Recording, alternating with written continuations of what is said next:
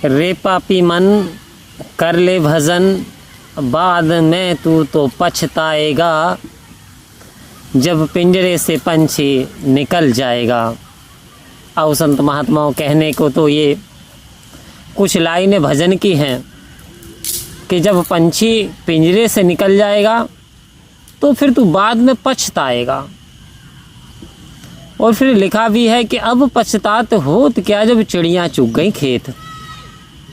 संत महात्माओं ने एक एक लाइन हमारे लिए यूँ वर्णन कर दिया कि कहीं ऐसा पछताना ना पड़ जाए। जैसे कि एक किसान खेत का सारे चिड़ियाँ अनाज चुग जाती हैं, उसके बाद वो पछताता रहता है, कहीं ऐसा ना पछताना पड़ जाए।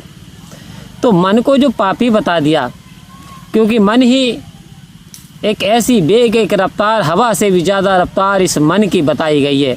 ये मन हवा से भी ज़्यादा तेज चलता है। ये मन ही तो ललायित होता है, ये मन ही तो आकर्षित होता है। इस मन में ही तो बुराइयां आती हैं, इस मन में ही अच्छाइयाँ आती हैं।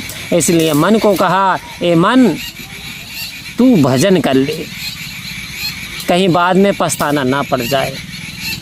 तो कहा कि गया समय फिर हाथ ना आए, अंतकाल पछताएगा, धर्मराज ने यम जो भेजे नैनो नीर बहाएगा। आओ संत महात्माओं, एक ऐसी भी स्थिति आती है, इंसान सोचता क्या है और होता क्या चला जाता है।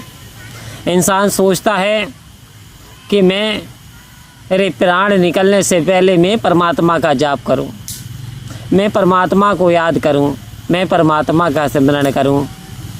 लेकिन ये ऐसा सिमरन भी नहीं निकल पाता, परमात्मा भी याद नहीं आ पाते, क्योंकि अभ्यास तो हुआ ही नहीं। क्योंकि अचानक से ऐसा प्रहार होता है कि इंसान अचेतन हो जाता है, फिर पछताता रहता है, फिर ध्यान भी नहीं आता। तो आओ संत महात्माओं, ऐसा अभ्यास कर लें, क्योंकि प्रैक्टिकल होता है और सिद्धांत होता है। प्रैक्टिकल यदि इंसान कर लेता है तो जैसा है कि बचपन में इंसान या यंग हुड में जैसे मोटरसाइकिल पहले सीखते थे तो ब्रेक की तरफ देखते थे, ब्रेक डालते थे तो नीचे की ओर देखते थे, रेस देते थे तो आगे की ओर देखते थे।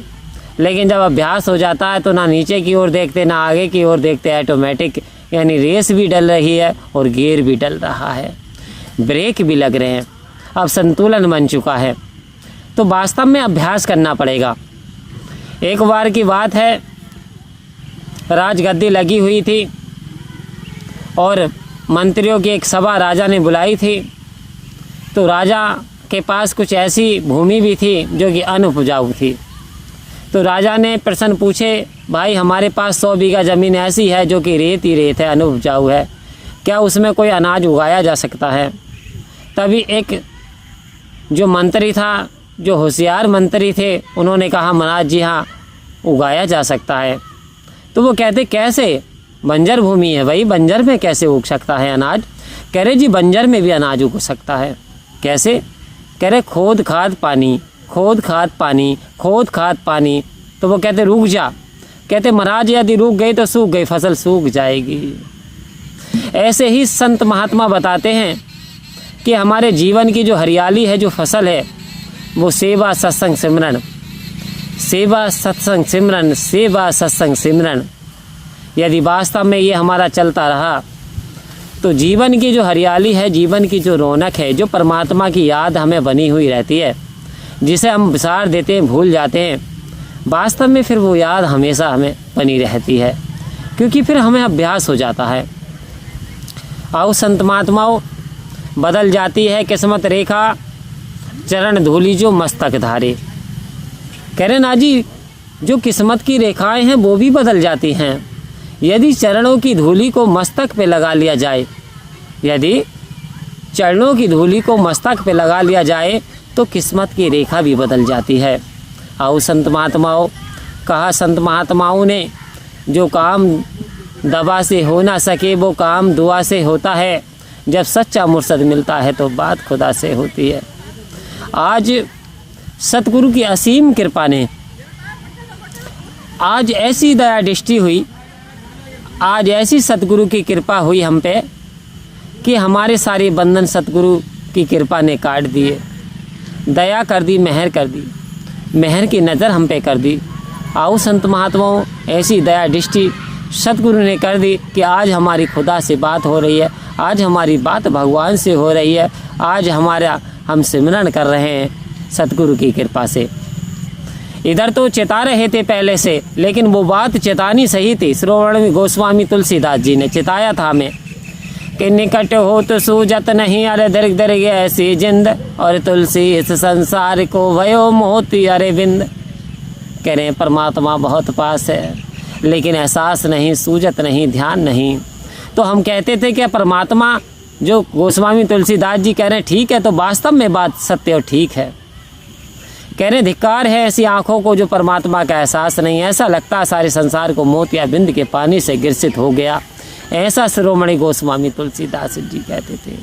तो आज उनकी वो जो कहावत, आज जो हमने ये पा लिया है, पायो जी मैंने नाम रतन धन पायो, वस्तु दिया मोलक गुरु ने कर कृपा अपनायो, पायो री सखी मैंने नाम रतन धन पायो।